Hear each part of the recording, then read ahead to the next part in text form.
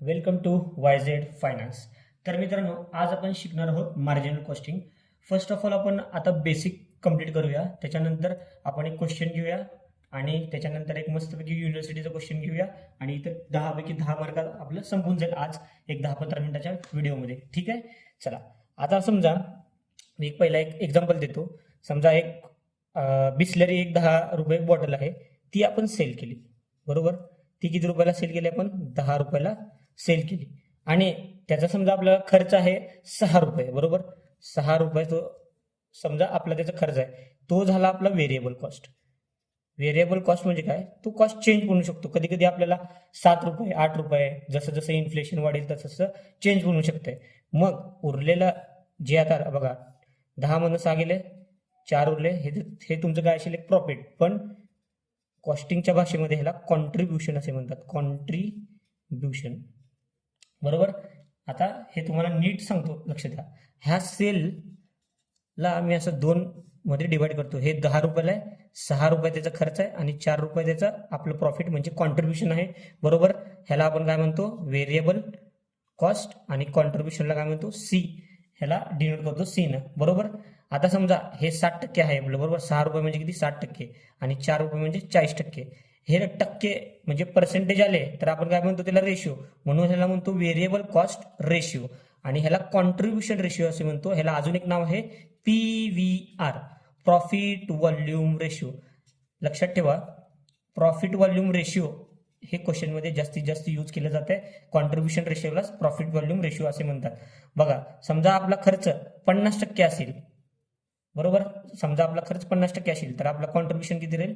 Contribution ratio किती राहील? 50%. ते म्हणून PVR किती राहील? 50%. हे दोन्ही म्हणजे कॉम्प्लिमेंटरी आहेत. VC आणि कॉन्ट्रीब्युशन हे दोन्ही कॉम्प्लिमेंटरी आहेत. म्हणजे हे 60% राहिलं तर हे 40% राहील, हे 70% राहील तर हे 30% राहील, अजून हे 40% राहील तर हे 60% राहील.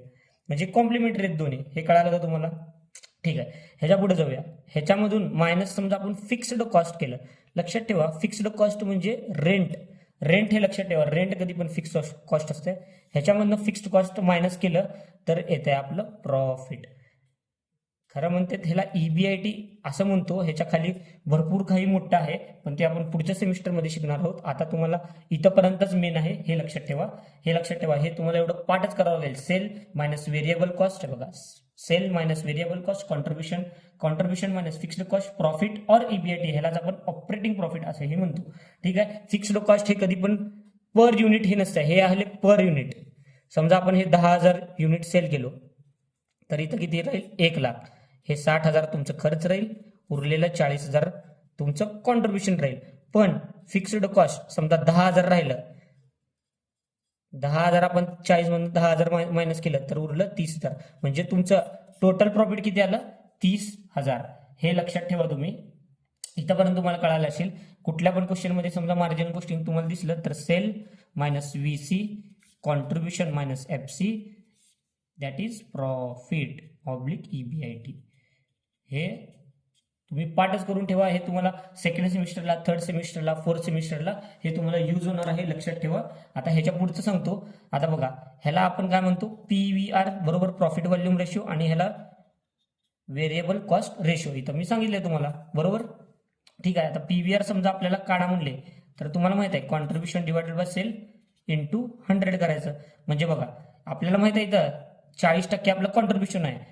40% म्हणजे कॉन्ट्रीब्युशन रेशिओ म्हणजे PVR हेच 40% आहे. पण काढायचं कसं म्हटलं तर फॉर्म्युला हा त्याचा हे आहे. हे पण तुम्हाला पाठच करावं लागेल. कॉन्ट्रीब्युशन किती आहे आपलं? बघा, 4 रुपये कॉन्ट्रीब्युशन आहे, 4 वर ठेवलं. सेल किती आहे आपलं?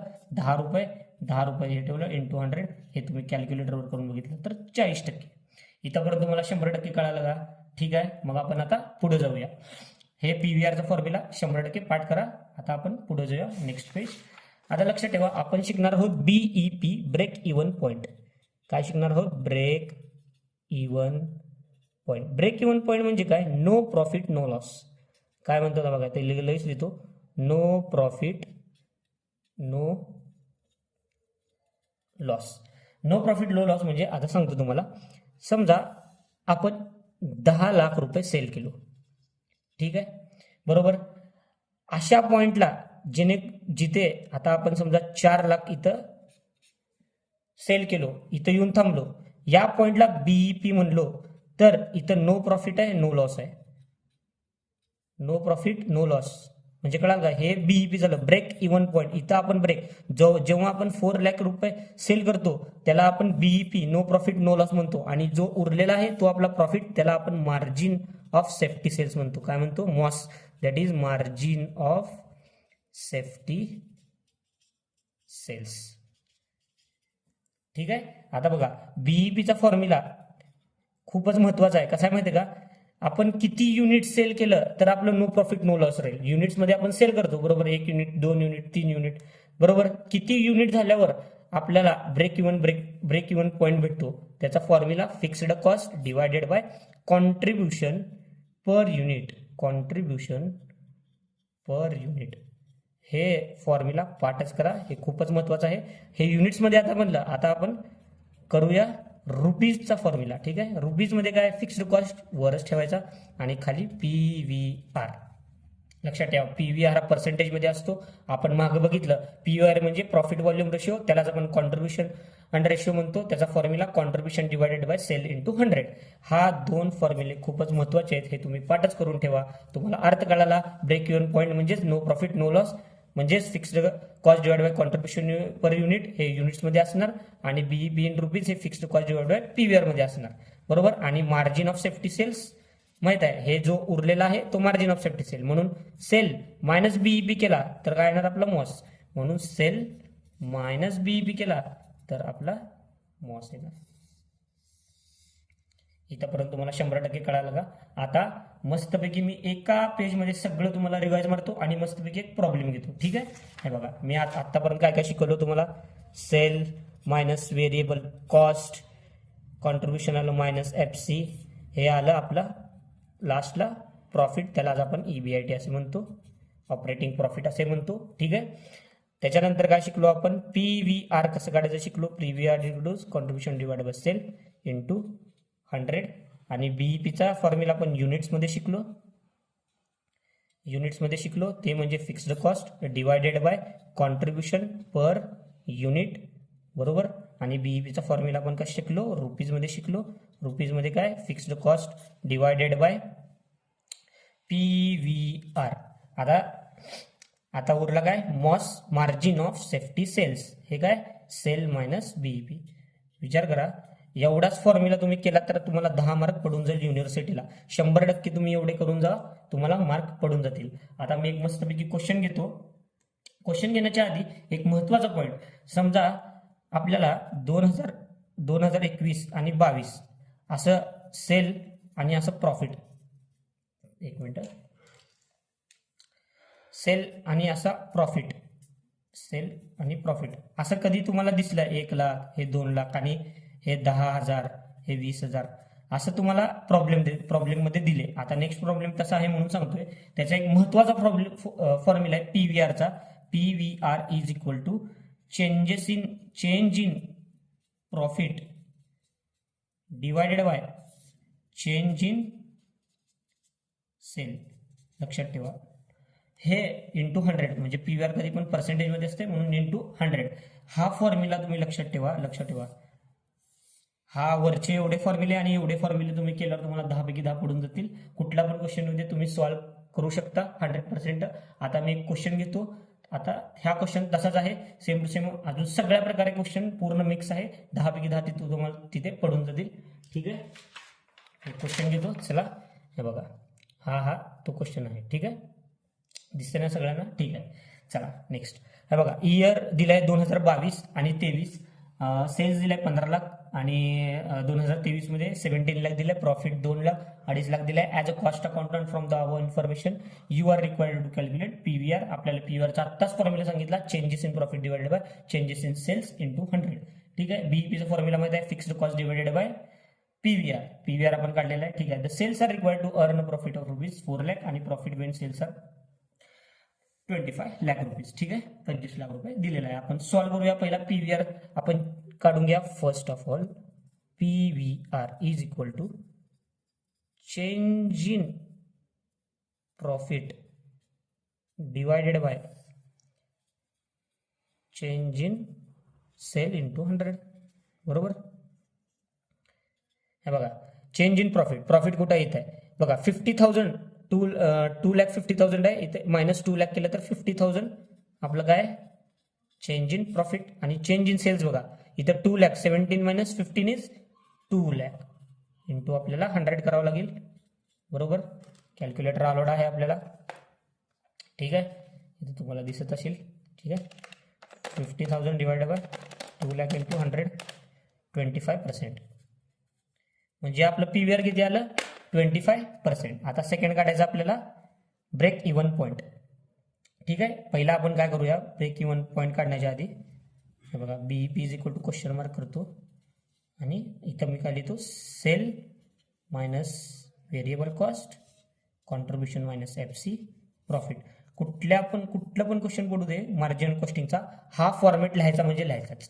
हा फॉर्मॅट शिवाय आपण काहीच करू शकत नाही, लक्षात ठेवा. ठीक आहे, ठीक आहे. इथं लिहितो 2022 आणि इकडे लिहितो 2023. ठीक आहे, आपल्याला सेल किती दिलेला आहे 2022चा 15,00,000. इथं लिहितो 15,00,000, इथं लिहितो 15,00,000 आणि इकडे लिहितो 17,00,000. आणि प्रॉफिट किती दिलेला आहे बघा 2,00,000 आणि 2,50,000. 2,00,000 आणि 2,50,000. बरोबर. आता लक्षात ठेवा पीव्हीआर 25% आहे, म्हणजे हे कॉन्ट्रीब्युशन म्हणजेच पीव्हीआर आहे. म्हणजे सेलचं 25%, सेल बघा सेलचं 25% आपलं कॉन्ट्रीब्युशन असेल. मी लगेच करतो 15,00,000 डिवाइडेड बाय 25%. हे बघा 15,00,000 इंटू 25% किती आलं 375,000. 375,000 करतो. ह्याच्यामधनं हे मायनस केलं तर व्हेरिएबल कॉस्ट येत आहे, मायनस इज इक्वल टू केलं तर येत आहे 1125,000 करतो. आपला खर्च किती आला 1125,000. आता 17,00,000 इंटू 25% करतो. इथं येते खर्च आपला. बरोबर, खर्च सेम असणार 17,00,000 इंटू 25% 425,000 आला. बरोबर, minus is equal two kilo तर आपला खर्च आला 1275,000. बरोबर. आता निघतं आपला फिक्स्ड कॉस्ट. ह्याच्यामधून हे मायनस केलं तर येऊन जात आहे, अजून ह्याच्यामधून हे मायनस केलं तर. ठीक आहे, 375,000 मायनस 2,00,000 इज इक्वल टू 175,000 आलं. म्हणजे 175,000 आलं. फिक्स्ड कॉस्ट कधी पण फिक्स असते. इकडं पण 175,000 येणार. तुम्ही तरी पण चेक करून बघा, मी तरी पण तुम्हाला चेक करून दाखवतो. 425,000 मायनस 250,000 हो का 175,000 आलं. म्हणजे फिक्स्ड कॉस्ट कधी पण ही फिक्स असते. 1 इयरला असू दे 2 इयरला असू दे, इकडे 3 पण असले असतं तरी पण फिक्स राहायला असतं. ठीक आहे, चला नेक्स्ट घेऊ. आपल्याला बीईपी काढायचं आहे. बीईपीचा आपल्याला फॉर्म्युला माहित आहे. इथं युनिटचं काही संबंध नाही म्हणून रुपीजमध्ये डायरेक्ट आपण फॉर्म्युला टाकू. Fixed cost divided by PVR. Fixed cost किती आपला 175,000 डिवायडेड बाय पीव्हीआर किती आहे 25%. 25 इथं पर्सेंटेज करतो. ठीक आहे, बघा 175 डिवायडेड बाय 25% आलं का 7,00,000 रुपीज बीईपी आलं. 7,00,000. जेव्हा तुम्ही 7,00,000 रुपीजचं सेल कराल तेव्हा तुम्हाला तुमचा नो प्रॉफिट नो लॉस भेटेल. हे कळालं इथंपर्यंत. ठीक आहे, नेक्स्ट पेज घेतो आणि बघा the sales required to earn profit of 4,00,000. समजा तुम्हाला प्रॉफिट 4,00,000 पाहिजे तर सेल्स किती करायला पाहिजे. चला मस्तपैकी आता सॉल्व्ह करूया. आपल्याला सगळं माहित आहे. एक मिनिट. ठीक आहे, काय प्रॉब्लेम नाही आहे. आपल्याला पेजचा थोडा हे आहे, पेज ॲडजस्ट करूया. ठीक आहे, थर्ड काय आपला द सेल्स रिक्वायर्ड टू बघा सेल क्वेश्चन मार्क आपल्याला प्रॉफिट 4,00,000 पाहिजे. ठीक आहे, मी लगेच करतो sale minus variable cost contribution minus FC आपल्याला आलं प्रॉफिट दॅट इज EBIT. इथं लगेच या साईडला इथं रुपीज इथं बघा इथं रुपीज लिहितो. ठीक आहे, आपल्याला सेल काढायचं आहे. सेल माहित नाही परंतु प्रॉफिट आपल्याला इथं दिलेलं आहे. प्रॉफिट किती पाहिजे 4,00,000 रुपीज 4,00,000. पण एक लक्षात ठेवा फिक्स्ड कॉस्ट फिक्स असती 175,000 फिक्स असती. या दोघांचं ऍडिशन म्हणून मी इथे लिहू शकतो.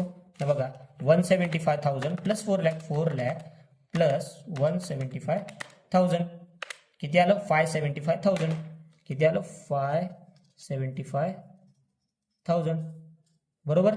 आता बघा आपला हा जो आहे 25% आहे बरोबर. ह्याला डायरेक्ट डिवाइड 25% केला तर आपला सेल निघून जातो बरोबर. म्हणून ह्याला काय करतो हे बघा 575,000 डिवायडेड बाय 25% म्हणजे 23 लाख आपला आन्सर आला आहे बघा.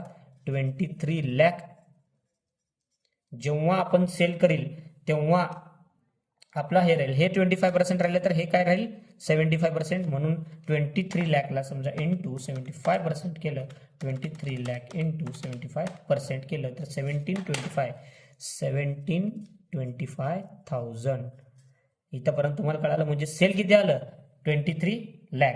तरी पण ह्याला समजा तुम्हाला वर्किंग नोट म्हणून असं लिहायचं असेल, वर्किंग नोट हे तर बघा वर्किंग नोट मध्ये तर तुम्ही लिहू शकता की PVR इज इक्वल टू काय कॉन्ट्रीब्युशन डिवाइड बाय सेल बरोबर इंटू 100. इथं PVR पर्सेंटेज मध्ये दिलाय म्हणून इथं डायरेक्ट पर्सेंटेज मध्ये टाकतो आणि कॉन्ट्रीब्युशन इथं आपण काढलेलं होतो 575,000 इथं डिवाइडेड बाय सेल. सेल इकडे गेला तर काय होतं 575,000 डिवायडेड बाय 25%. आता 525 केलं आपण 23 लाख आपल्याला आन्सर आलं. इथंपर्यंत हा थर्ड क्वेश्चन झाला. आता फोर्थ क्वेश्चन काय विचारलाय बघूया. ठीक आहे, फोर्थ क्वेश्चन बघा.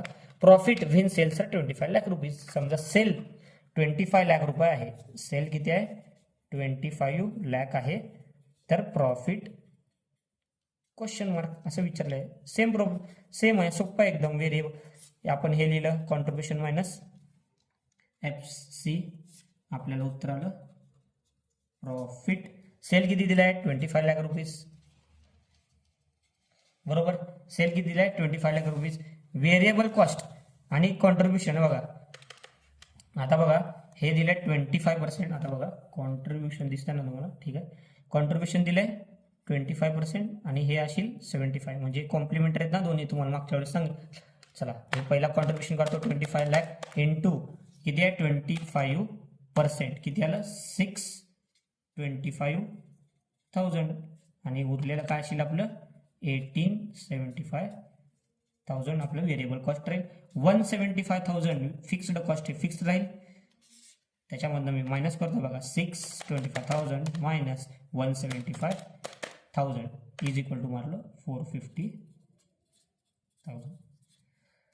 अशा प्रकारे आपण हा गणित महत्त्वाचा शोधवला आहे. तुम्ही बघू शकता हा मागच्या वर्षीचा क्वेश्चन पेपर मधल्याचा युनिव्हर्सिटीचा आपला SPPOचा MBAचा.